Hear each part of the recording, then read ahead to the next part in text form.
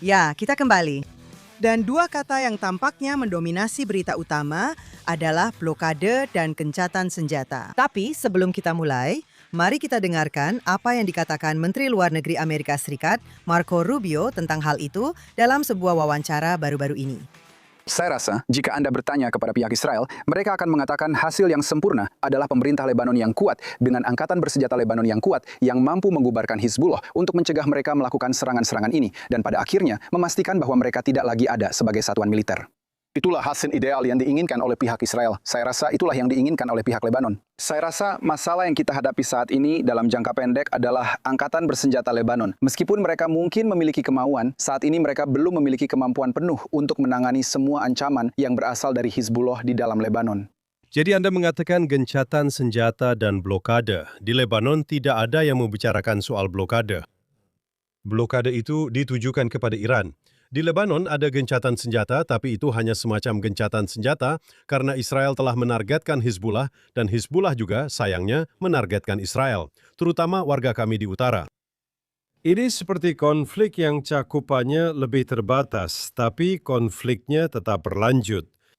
Dan saya melihat kemarin ada rekaman yang dikeluarkan oleh juru bicara IDF Israel yang menunjukkan peledakan terowongan di bawah kota-kota di Lebanon Selatan, di mana mereka membangun infrastruktur militer yang sangat besar, sesuatu yang sudah kita ketahui dari Gaza, di mana Hamas membangun infrastruktur militer besar di bawah target-target sipil. Dan kemudian tentu saja seluruh dunia bisa mengatakan Israel menghancurkan infrastruktur sipil, padahal tidak.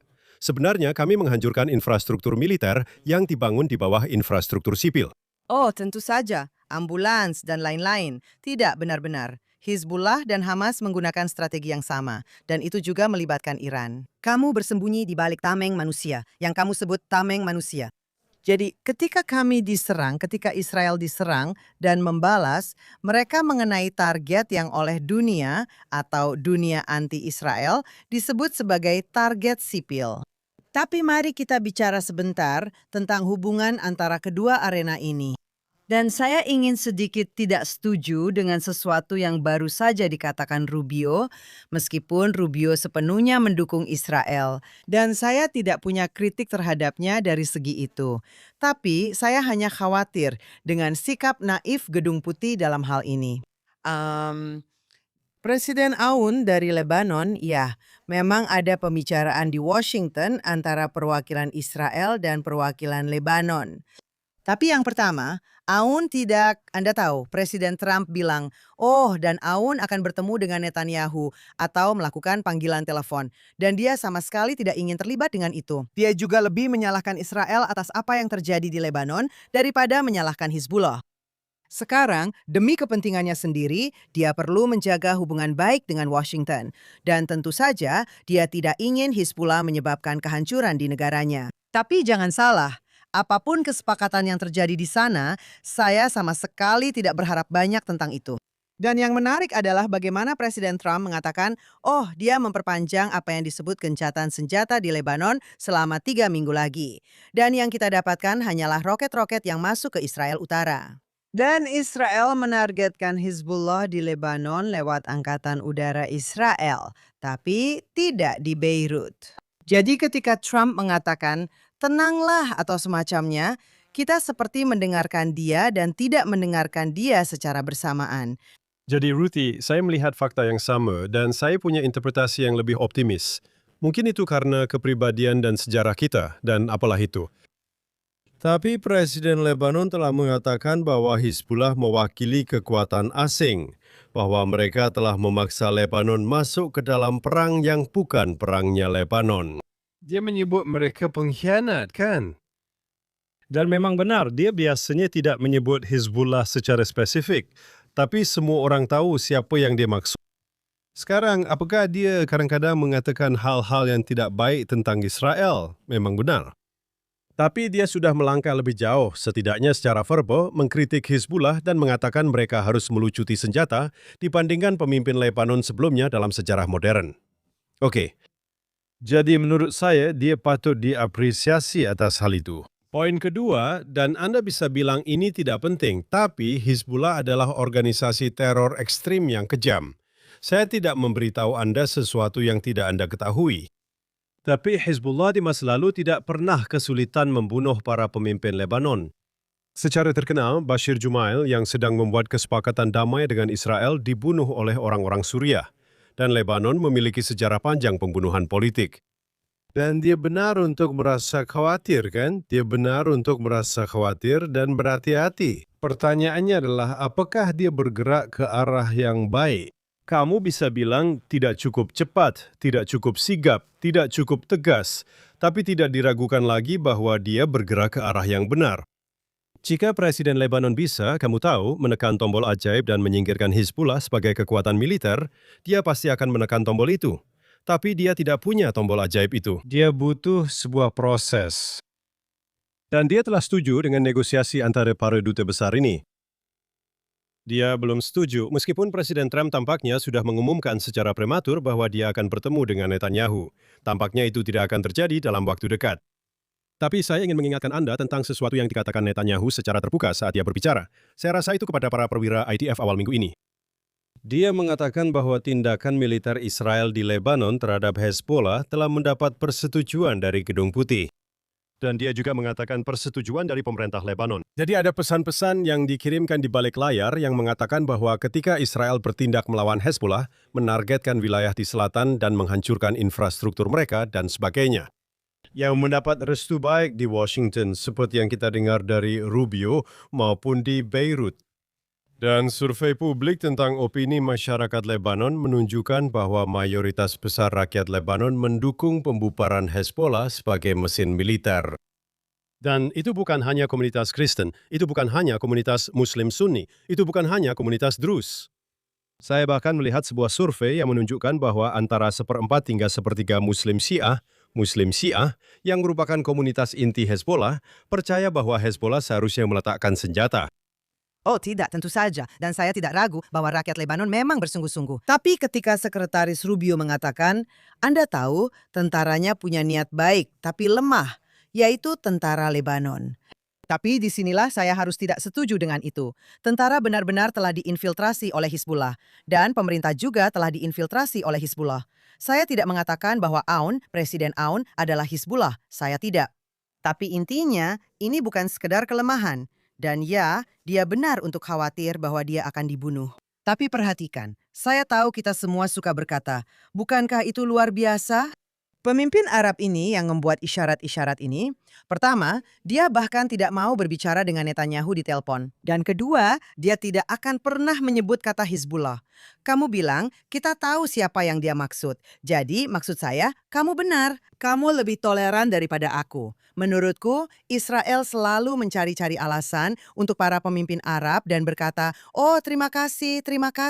Meskipun kita yang lakukan pekerjaannya, Israel membantu pemerintah Lebanon dengan menargetkan Hizbullah. Jadi, daripada meremehkan kami, akan lebih baik kalau sesekali kami mendapat ucapan terima kasih. Tapi ya sudah, itu terlalu banyak untuk diharapkan. Jadi aku tahu, aku tidak berterima kasih kepada Presiden Aoun. Kami yang membantunya, bukan sebaliknya. Itu satu hal. Ngomong-ngomong, saat kita membicarakan Iran, ini juga berkaitan dengan Iran. Karena tentu saja Hizbullah adalah proksi Iran. Sekarang, mari kita lihat sebentar di sini. Kita harus melihat postingan Presiden Trump di Truth Social. Seperti biasa, kita suka untuk baik untuk katakanlah hiburan maupun hal yang serius. Berikut apa yang dia katakan tentang hal itu. Dia berkata, Iran baru saja memberitahu kita bahwa mereka sedang dalam, kutipan, kondisi kolaps. Mereka ingin kita membuka Selat Hormuz secepat mungkin saat mereka mencoba mencari solusi atas situasi kepemimpinan mereka yang saya percaya akan bisa mereka lakukan. Tanda seru. Terima kasih atas perhatian Anda terhadap masalah ini, Presiden Donald J. Trump. Jadi, menurut Anda, apa maksudnya? Bagaimana Anda menafsirkan unggahan tersebut? Jadi menurut saya, Trump telah meraih kesuksesan luar biasa dalam hal ini. Dia telah menetralkan setiap senjata yang dimiliki Iran. Seperti dalam pembicaraan dengan Pakistan di Pakistan. Jadi orang-orang Iran mulai berkata, ya kami tidak akan datang. Kami ingin syarat-syarat ini disepakati terlebih dahulu. Kami ingin ini ada di meja perundingan. Dan Trump berkata, jangan datang. Dengan kata lain, orang-orang Iran berfikir mereka sedang menerapkan tekanan. Mereka bernegosiasi dengan sangat cerdas. Mereka tidak akan datang ke meja perundingan sampai beberapa parameter disepakati terlebih dahulu demi keuntungan mereka. Orang Amerika harus membuat konsesi agar mereka mau datang, dan Trump berkata, tidak, jangan datang, saya tidak peduli. Dengan kata lain, Anda mengambil apa yang mereka anggap sebagai senjata dan Anda bisa menetralkannya. Dan hal yang sama terjadi dengan Selat Hormuz. Mereka berkata blokade Selat Hormuz. Saya mendengar berbagai ahli, Anda tahu yang disebut ahli, baik di Israel maupun di Amerika Serikat, mengatakan ini lebih penting daripada senjata nuklir, karena senjata nuklir bisa menghancurkan sebuah kota, tapi mereka bisa mencekik seluruh ekonomi dunia. Mereka punya sesuatu yang lebih penting daripada senjata nuklir. Mereka bisa menutup Selat Hormuz dan menghancurkan ekonomi global, jauh lebih kuat daripada senjata nuklir. Dan apa yang dilakukan Trump? Dia mengambil apa yang mereka anggap sebagai senjata dan membalikkan keadaannya. Dia mengubahnya menjadi senjata melawan mereka. Itu benar. Dan dengan memblokade Iran, seperti dia memblokade Venezuela, seperti Amerika Serikat sekarang memblokade Kuba, benar? Dia perlahan tapi pasti melakukan ini, tanpa langkah militer untuk saat ini. Dia tidak menjatuhkan bom. Tapi apakah rezimnya menderita? Apakah rezimnya membayar harga? Apakah rezim itu bisa bertahan jika mereka sama sekali tidak bisa menghasilkan uang karena mereka tidak bisa mengekspor minyak mereka? Sekarang ini adalah sebuah strategi. Sebuah blokade akan membutuhkan waktu untuk berhasil. Tapi saya percaya bahwa ini adalah strategi yang menarik. Bukan berarti dia tidak harus menggunakan aksi militer sesekali, tapi strategi blokade ini, menurut saya, bisa sangat berhasil karena kita tahu unsur ekonomilah yang membuat orang-orang turun ke jalan pada bulan Januari di awal tahun ini. Dan jika tekanan ekonomi ini terus berlanjut, rezim tersebut tidak bisa membayar rakyatnya. Mereka tidak bisa membayar garda revolusi dan tentaranya, dan seterusnya. Apakah itu bisa menjadi cara untuk memberikan tekanan agar mendapatkan kesepakatan yang diinginkan terkait isu nuklir, atau pada akhirnya bisa mengarah pada perubahan rezim? Oh, tentu saja, semoga saja. Dan menurut saya, Presiden Trump sangat baik dalam strategi ini. Dan saya sama sekali tidak setuju dengan semua orang yang mengatakan bahwa dia tidak punya strategi hanya karena unggahannya di media sosial. Saya pikir kita bisa melihat strategi yang jelas. Dan dia tidak pernah ragu untuk mengatakan bahwa dia lebih memilih untuk tidak menggunakan kekuatan militer. Itu bukan hal yang mengejutkan, kan? Dia mengatakan kita akan melakukan ini dengan cara apapun yang kita bisa, baik dengan cara yang baik maupun cara yang sulit. Dan kita lebih memilih cara yang baik-baik. Dan pada dasarnya, dia terus memberikan pesan kepada Republik Islam. Pesannya adalah, kamu sudah siap sekarang? Sekarang kamu akan menyerahkan senjata nuklirmu. Sekarang kami akan datang dan kamu akan menyerahkan uranium yang sudah diperkaya atau kami yang akan mengambilnya. Itu adalah pesan yang sama berulang kali. Dan ya, kami akan bicara denganmu. Kamu ingin bicara? Kamu tahu nomor kami. Oke, kita bicara. Mau bertemu di Pakistan? Kita akan bertemu di Pakistan. Kamu tidak akan mendapatkan senjata nuklir dan kamu harus menyerahkan uranium yang sudah diperkaya. Sekarang, yang juga menarik dari semua ini adalah bahwa orang Israel, kami, dari sudut pandang kami, sangat berbeda dengan orang Amerika di Amerika Serikat yang melihat ini sebagai konflik yang jauh. Dan jika mereka melihat harga bensin mereka naik di SPBU, mereka panik, yang mana kita semua bisa mengerti. Ekonomi, itu masalah bagi kita semua ketika harga naik.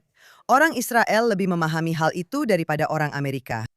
Tapi mereka melewatkan gambaran besarnya. Dan saya juga ingin mengatakan bahwa yang tidak mereka lihat adalah betapa beraninya rakyat Iran. Karena jika Anda di Amerika berpikir bahwa Anda membayar $1 lebih untuk bensin atau sesuatu, rakyat Iran mengalami kekurangan makanan. Mereka tidak punya internet. Uang mereka, rial mereka, tidak ada nilainya. Mereka hidup dalam ketakutan. Mereka tidak memiliki listrik hampir sepanjang hari dan kesulitan mendapatkan air. Namun, mereka justru lebih sedikit mengeluh tentang penderitaan mereka dibandingkan orang Amerika yang khawatir harga bensin naik. Dan saya tahu orang Amerika tidak mengerti mengapa itu menjadi masalah mereka. Sebenarnya, itu adalah masalah semua orang di Barat. Tapi kita bisa membahas itu. Itu adalah diskusi lain. Tapi saya bisa bilang bahwa sekarang kita mulai mendengar laporan-laporan. Sulit bagi kami untuk memastikan karena kondisi internet di Iran, apakah protes akan segera dimulai lagi. Sekarang kami belum tahu. Sekali lagi, sulit untuk mengetahui sumber mana yang dapat dipercaya. Tapi yang kita tahu adalah rezimnya khawatir tentang hal itu. Dan jika rezimnya khawatir tentang hal itu, pasti mereka punya informasi bahwa situasinya sedang memanas. Oke, dan sangat sulit bagi orang-orang untuk berkomunikasi satu sama lain tanpa internet dan berkata misalnya, temui kami di alun-alun ini dan keluarlah beramai-ramai. Sekarang, masalah lainnya adalah itu tidak akan mencegah mereka untuk ditembak lagi karena, sekali lagi, kita belum menyingkirkan semua milisi Basij dan Garda Revolusi. Mungkin senjata telah diselundupkan kepada mereka, kepada rakyat. Saya tidak tahu, tapi situasinya sedang memanas. Dan saya punya firasat, saya tadi mau bilang, orang-orang Israel yang selalu kami katakan adalah setiap akhir pekan tiba, kami percaya akan ada serangan, karena sudah diketahui bahwa hampir selalu serangan dimulai pada akhir pekan. Dan karena itu, saya harus menyampaikan, karena saya tahu para penonton kita peduli tentang hal ini, kami merekam ini, hari Rabu 29 April. Dan itu penting karena ketika sesuatu terjadi di berita, Anda perlu tahu dari sudut pandang mana kami berbicara. Anda tahu, orang-orang Iran sedang berada di bawah banyak tekanan. Dan pada saat yang sama mereka ingin membuat kejutan besar, bukan? Dan saya tidak ragu bahwa apa yang terjadi di Lebanon dengan Hizbullah menembakkan roket-roket ini ke Israel adalah upaya mereka untuk entah bagaimana membuat jurang pemisah antara Israel dan Amerika Serikat. Dengan kata lain, mereka ingin melihat Washington dan Yerusalem bertengkar untuk memecah koalisi yang menentang mereka, bukan? Dan saya pikir Netanyahu yang juga mendapat kritik dari sebagian pendukungnya karena dianggap terlalu lunak terhadap Lebanon, karena setuju membatasi aksi militer Israel terutama di wilayah selatan, bukan? Di selatan Sungai Litani, itu Anda tahu, dia telah dikritik karena hal ini. Tapi saya pikir orang-orang perlu memahami bahwa memang benar bagi Israel untuk tidak terjebak dalam strategi Iran yang mencoba memecah belah kita dari Washington. Dan hal utama di sini adalah Iran. Karena jika hasil di Iran baik, maksud saya, jika situasinya berkembang ke arah yang baik, itu sesuai dengan tujuan perang Amerika Serikat dan Israel, yaitu menangani program nuklir dan sebagainya. Kamu tahu, rezimnya benar-benar melakukan perubahan atau lebih baik lagi jika rezimnya jatuh. Itu otomatis tercermin di Lebanon, karena tanpa dukungan Iran, Hizbullah bukan apa-apa kan? Seperti Hamas juga bukan apa-apa tanpa dukungan Iran. Jadi menurut saya itu benar, meskipun Perdana Menteri sedang berada di bawah tekanan, dia tidak bersikap keras terhadap Lebanon, saya pikir dia membuat keputusan strategis yang tepat. Selalu penting untuk memprioritaskan, untuk mengatakan apa masalah nomor satu. Masalah nomor satu adalah Iran. Jika kita bisa menangani Iran dengan benar ini akan berjalan dengan baik, akan ada kemenangan, maka Hizbullah adalah masalah kecil. jika Iran keluar sebagai pemenang dari situasi ini, tidak peduli kesepakatan apa yang Anda dapatkan, kesepakatan bagus di Lebanon atau apapun, orang-orang Iran akan merusak kesepakatan itu. Sangat penting bahwa kita menang soal Iran. Dan saya pikir mereka yang mengkritik Netanyahu dan Anda mendengarnya dari orang-orang di Israel Utara, dan Anda harus bersimpati kepada mereka karena mereka sedang dibom, bukan? Tapi pada akhirnya, secara strategis, sebagai seorang pemimpin, saya pikir dia membuat pilihan yang tepat. Jangan biarkan Iran membuat jurang pemisah antara Washington dan Yerusalem. Nah, di situ saya sangat setuju dengan Anda. Tapi Anda tahu, mari kita bicara sebentar tentang penduduk di Israel Utara. Mereka benar-benar menderita. Dan Anda tahu, kita berdua sama-sama tahu rasanya harus berlari di tengah malam ke tempat perlindungan bom atau ruang aman Anda. Kita semua tahu seperti apa rasanya itu. Tapi bedanya, di seluruh bagian negara lainnya, selain omong-omong Israel Selatan, ketika mereka mendapat serangan roket dari Gaza, mereka juga berada dalam situasi yang sama. Penduduk di utara hampir tidak punya waktu untuk sampai ke tempat perlindungan mereka. Jadi situasinya tidak seperti ketika saya tahu saya punya 90 detik untuk lari dengan piyama. Kedengarannya memang tidak banyak, tapi itu sudah cukup. Pertama-tama, kamu mendapat peringatan awal beberapa menit sebelum sirine, lalu 1,5 menit untuk sampai ke tempat perlindungan. Itu memang terdengar seperti waktu yang singkat, tapi percayalah, itu cukup waktu untuk memakai sepatumu dan pergi ke tempat perlindungan bom.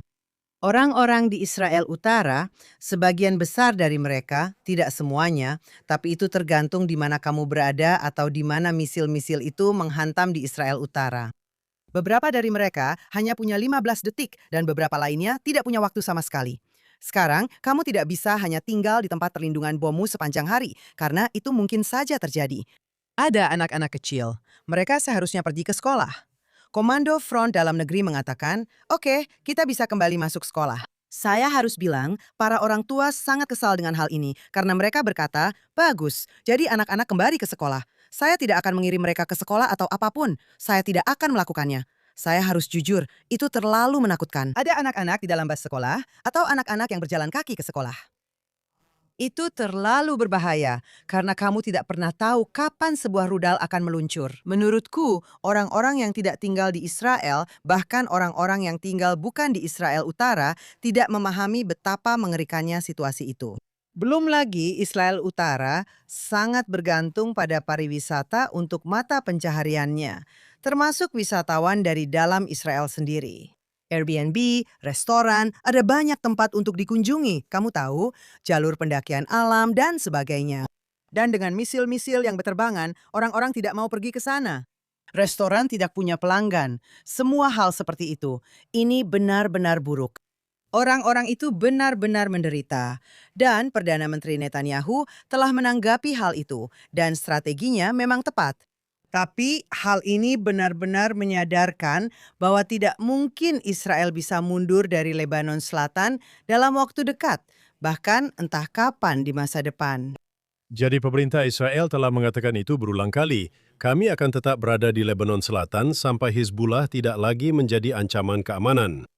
Dan kami akan tetap di sana. Dan selama kami berada di sana saat ini, dalam kerangka yang disebut gencatan senjata, benar, kami sedang menghancurkan infrastruktur militer Hizbullah, seperti yang saya katakan tadi. Ya, kami sedang menghancurkan mesin militer, infrastruktur militer yang mereka bangun selama bertahun-tahun, bahkan mungkin puluhan tahun. Jadi setiap saat kami berada di sana, itu adalah waktu yang sangat berharga. Tentu saja, kami juga membayar harga. Saya kira 16 tentara Israel telah tewas di Lebanon sejak operasi ini dimulai. Ini menelan korban di kalangan pria muda, tapi ini memang diperlukan. Dan di sini saya pikir kritik terhadap pemerintah, kritik terhadap kebijakan Netanyahu adalah mereka ingin dua-duanya. Di satu sisi, mereka bilang, kalian sudah janji gencatan senjata, tapi mereka masih menembakkan roket.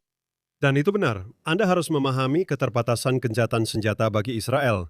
Tapi itu tidak berarti tidak ada aksi dari Israel dan Hizbullah membalas. Sekali lagi, ini sekarang adalah perang yang secara geografis didefinisikan pada dasarnya di selatan Sungai Litani dan wilayah paling utara Israel, benar? Tapi jadi kalau Anda berada di utara dan Anda bilang Perdana Menteri menjanjikan saya gencatan senjata, ya Anda bilang, ya Anda mungkin merasa dikecewakan. Di sisi lain, banyak orang di utara mengatakan dia harus menuntaskan semuanya. Dia seharusnya tidak pernah setuju dengan gencatan senjata. Jadi dia dikritik karena gencatan senjata, dan dia juga dikritik karena setuju dengan gencatan senjata, benar? Mereka menginginkan dua-duanya dalam banyak hal, orang-orang yang mengkritiknya. Dan mungkin pada titik ini kita harus mulai dengan apa yang ingin kita lakukan sekarang, yaitu membicarakan sedikit tentang politik internal Israel. Karena kita akan mengadakan pemilu di Israel dalam 6 bulan atau kurang dari itu. Dan kita benar-benar sedang memasuki siklus pemilu di Israel. Dan kami pikir, seperti biasa di acara ini, kami membahas isu-isu geopolitik yang lebih besar, seperti Iran, Hamas, Hizbullah, dan hubungan Amerika Serikat-Israel, hal-hal penting. Tapi mungkin yang akan mulai kami lakukan sekarang adalah setiap minggu kami akan mengakhiri podcast kami dengan membahas sedikit tentang apa yang sedang terjadi secara politik di Israel. Dan minggu ini kami memang memiliki sesuatu yang setidaknya bagi media sangat penting. Mungkin kamu ingin memberitahu para penonton dan pendengar kita tentang apa yang terjadi minggu ini di Israel secara politik. Oke, dan omong-omong, yang juga menarik adalah bahwa tepat sekitar waktu pemilu kita akan berlangsung di Israel. Sekitar sebulan setelahnya atau kurang, di Amerika Serikat mereka akan mulai mengadakan pemilu setelah mereka. Dan yang membuat itu menarik adalah karena tidak diragukan lagi bahwa apa yang terjadi di Iran, Lebanon, Gaza akan berdampak pada keduanya. Saya berasumsi begitu ya, meskipun banyak orang Amerika tidak terlalu memikirkan kebijakan luar negeri, itu tidak berlaku untuk semua orang Amerika. Banyak orang Amerika memang tidak fokus pada kebijakan luar negeri. Tapi ini memengaruhi mereka. Blokade di Selat Hormuz, semua hal ini berdampak pada orang Amerika dan warga Israel. Dan akan menarik untuk melihat dampaknya terhadap hasil pemilu ini. Jadi, kamu meminta saya untuk menceritakan apa yang terjadi minggu ini? Itu disebut sebagai berita besar. Meskipun menurut saya sebenarnya agak melempem. Menurut pendapat saya begitu ya. Kepala oposisi Yair Lapid bergabung dengan Naftali Bennett yang pernah menjadi Perdana Menteri dalam waktu yang sangat singkat. Dia dan Lapid sama-sama bergantian sebagai Perdana Menteri dalam pemerintahan yang langsung mendahului pemerintahan saat ini di Israel. Mereka telah bergabung untuk membentuk partai yang disebut Together by Ahad. Dan ketika mereka memperkenalkan partai ini, dan Naftali Bennett mengatakan bahwa dia akan menjadi Perdana Menteri dan tidak akan bergantian dengan Lapid.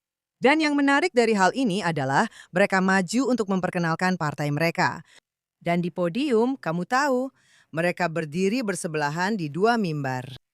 Dan apa yang dikatakan Naftali Bennett dalam sambutan pembukaannya adalah, Yair Lapid dan saya tidak sependapat soal politik. Justru itu bagus. Itulah sebabnya ini baik karena kami berada dalam satu partai. Dan idenya adalah, kamu tahu, kita adalah masyarakat yang terpecah dan ini akan menyembuhkan perpecahan. Ini sedikit mirip dengan versi Amerika yang mengatakan kita bekerja sama lintas kubu. Jadi, apa pendapatmu tentang itu? Sebenarnya, Naftali Bennett menggunakan pesan atau gambaran yang lebih kuat untuk orang Israel. Dia mengatakan bahwa itu seperti tentara yang berada di garis depan bertempur. Beberapa dari mereka berpolitik sayap kiri, beberapa berpolitik sayap kanan, tapi mereka semua bertarung sebagai satu tim, dan kami membawa itu ke dunia politik. Saya dan Yair Lapid, kata Bennett, tidak sepakat dalam segala hal. Tapi kami, demi negara, membentuk aliansi ini, dan itu adalah narasi yang bagus. Menurut saya, dan saya selalu melihat politik serta memperhatikan kepentingan, saya melihat ini sebagai sebuah aliansi. Di satu sisi, ini menyatukan dua tokoh penting yang merupakan bagian dari kubu anti-Netanyahu. Dan Lapid telah setuju untuk menjadi nomor 2 di bawah Naftali Bennett. Jadi dengan kata lain, idenya adalah sekarang akan ada dua kandidat jelas untuk Perdana Menteri, yaitu Netanyahu atau Bennett. Jadi menurut Anda itu akan memberikan semangat baru bagi oposisi. Namun dalam jajak pendapat yang telah dilakukan sejak saat itu, sebenarnya mereka berdua secara terpisah memiliki lebih banyak kursi di Knesset daripada jika mereka bersama-sama. Dan itu karena beberapa orang yang menyukai Bennett tidak menyukai Lapid, jadi mereka tidak akan memilih daftar gabungan. Dan beberapa orang yang menyukai Lapid tidak menyukai Bennett dan mereka juga tidak akan memilih daftar gabungan. Jadi mereka kehilangan beberapa kursi. Dan kedua, saya pikir banyak analisis politik yang serius menunjukkan fakta bahwa keduanya tidak punya pilihan atau tidak punya pilihan politik yang nyata. Karena angka-angka Lapid dalam semua jajak pendapat selama beberapa bulan terakhir sangat buruk. Ya, bolehkah saya mengatakan itu di podcast ini? Saya rasa begitu. Dia punya, saya kira 24 atau 23 kursi di Knesset saat ini dan dia hanya mendapat angka 1 digit dalam jajak pendapat. Bahkan ada beberapa jajak pendapat di mana dia tidak lolos ambang batas. Sekarang dia adalah pemimpin oposisi. Dia punya perwakilan parlemen yang besar. Tapi partainya tampak seperti sedang menghadapi bencana elektoral. Jadi kebutuhannya untuk bersatu dengan seseorang sangat-sangat kuat.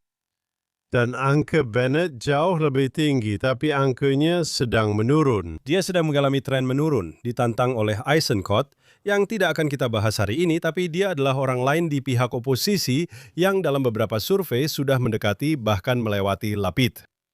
Maksud saya Bennett.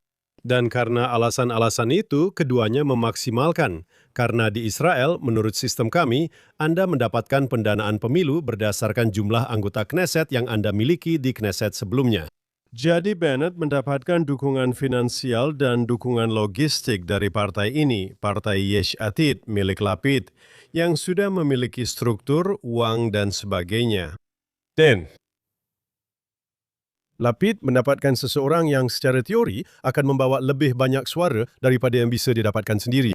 Jadi Anda sebenarnya bisa mengatakan karena keduanya lemah atau lebih lemah dari yang mereka harapkan, mereka terpaksa bersatu. Benar, tapi agar lebih jelas untuk semua orang, Yair Lapid adalah pemimpin oposisi karena dia memiliki jumlah kursi terbanyak kedua di Knesset setelah Partai Likud milik Netanyahu. Oke, jadi itulah mengapa pemimpin oposisi adalah orang yang memimpin partai terbesar kedua. Bahwa dia mulai merosot, dia mulai turun dalam jajak pendapat, tapi dia belum turun dalam jumlah kursi sebenarnya. Dan ini penting karena Bennett tidak memiliki kursi sama sekali. Bennett, ketika kamu bilang angkanya tinggi, maksudmu adalah hasil survei. Benar. Nah, Bennett memang selalu mendapatkan hasil lebih baik di survei daripada di kotak suara. Tapi itu masalah lain. Dan saya hanya ingin mengatakan satu hal tentang itu. Itu adalah metafora yang sangat cerdas untuk mengatakan dua orang di dalam tank, mereka berbagi tank, dan mereka memiliki pandangan politik yang berlawanan. Tapi mereka bekerja sama. Itu adalah, ya saya akan bilang itu metafora yang bagus, tapi itu tidak akurat. Dan alasan itu tidak akurat adalah karena orang-orang di dalam tank itu mengikuti kebijakan orang lain. Mereka punya kepala staf Angkatan Darat. Mereka terlibat di dalamnya. Mereka adalah saudara seperjuangan. Saya tidak suka menggunakan istilah itu, karena itu untuk organisasi sayap kiri. Tapi mereka memang rekan seperjuangan di medan perang, seperti seharusnya. Mereka bahkan tidak perlu tahu apa pandangan politik rekan-rekannya. Mereka hanya perlu tahu siapa yang setia dan siapa yang seorang pejuang. Dalam politik, para politisi yang membuat kebijakan. Oleh karena itu, jika Anda memiliki pandangan yang berlawanan, itu sama sekali tidak sama. Kebijakan siapa yang akan katakanlah menang dalam hal ini. Dan itu satu hal. Dan yang kedua, saya ingin mengatakan bahwa aneh sekali bagaimana lembaga survei yang berbeda di Israel, angka-angka dalam survei mereka, bagaimana Netanyahu dibandingkan dengan partai-partai lain benar-benar berbeda. Dan saluran-saluran tertentu yang menggunakan lembaga survei tertentu, saluran TV, Anda bisa melihat Netanyahu jauh di bawah Bennett dalam survei. Dan di dua saluran lain, Anda bisa melihat dia jauh di atas Bennett. Apa perbedaan ini? Dan apa artinya? Jadi semua lembaga survei menggunakan metodologi yang berbeda. Tapi yang menurut saya mengganggu banyak orang Israel adalah saluran TV dan media lain yang tidak suka Netanyahu. Mereka punya banyak survei yang mengatakan bahwa menurut survei mereka, dia tidak akan memenangkan pemilu. Dan media lain yang lebih condong ke Netanyahu, survei mereka bilang dia akan menang, seolah-olah semuanya benar-benar partisan. Ini seperti orang Amerika, mungkin bisa mengerti karena kamu tahu kalau kamu nonton CNN, kamu tidak suka Trump. Dan kalau kamu nonton Fox, kamu mungkin suka Trump, kan? Menurut saya, beginilah keadaannya di banyak negara barat saat ini. Satu-satunya survei yang benar-benar berarti tentu saja adalah apa yang terjadi pada hari pemilu. Semua yang lain hanya bersifat teoritis. Meskipun tidak diragukan lagi bahwa angka Lapid yang sangat rendah dan fakta bahwa angka Bennett sedang berada pada tren negatif, menurut saya itu menciptakan realitas politik baru yang memaksa mereka untuk mendorongnya maju. Menurut saya, Bennett ingin membuat kesepakatan sebelum angkanya turun lebih jauh saat dia masih punya sesuatu untuk dinegosiasikan, benar kan? Angka surveinya, dan Lapid mungkin cukup yakin bahwa angkanya tidak akan banyak membaik dan dia perlu membuat kesepakatan serta memaksimalkan asetnya, yang terutama adalah organisasinya dan uang yang dia bawa ke meja perundingan. Mungkin minggu depan kita akan membahas beberapa partai lain, tapi itulah berita besar minggu ini. Saya ragu apakah persatuan antara Lapid dan Bennett ini akan menjadi faktor penentu. Mungkin saya akan akhiri dengan itu saja. Mungkin ini bisa mempengaruhi suara di dalam kubu anti-Netanyahu. Saya tidak berpikir ini akan membawa suara dari pemilih yang secara teori bisa berpindah antara kiri dan kanan, jika itu bisa dikatakan di Israel. Orang-orang yang berpikir untuk memilih Netanyahu sekarang akan memilih daftar ini. Dengan kata lain, ini akan lebih mengubah cara orang memilih di kubu anti-Netanyahu. Saya rasa ini tidak akan mengambil suara dari satu kubu ke kubu lain. Saya bisa saja salah, tapi itu pemahaman saya. Benar. Dan minggu depan, kami juga akan menjelaskan lagi mengapa sistemnya berbeda dari misalnya di Amerika Serikat. Dan seperti yang saya katakan, Amerika Serikat bukan satu-satunya negara lain di dunia. Tapi untuk tujuan kita dan perang ini, Amerika Serikat adalah yang paling penting. Dan sistem kita berbeda. Dan itulah mengapa terkadang orang Amerika sulit memahami sistem kita. Bagaimana cara kerjanya dan apa artinya. Kamu menang pemilu atau tidak, itu tidak sejelas di Amerika Serikat.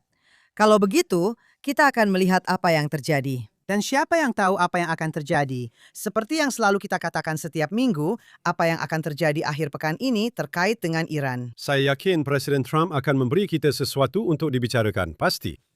Sampai jumpa minggu depan, Ruthie.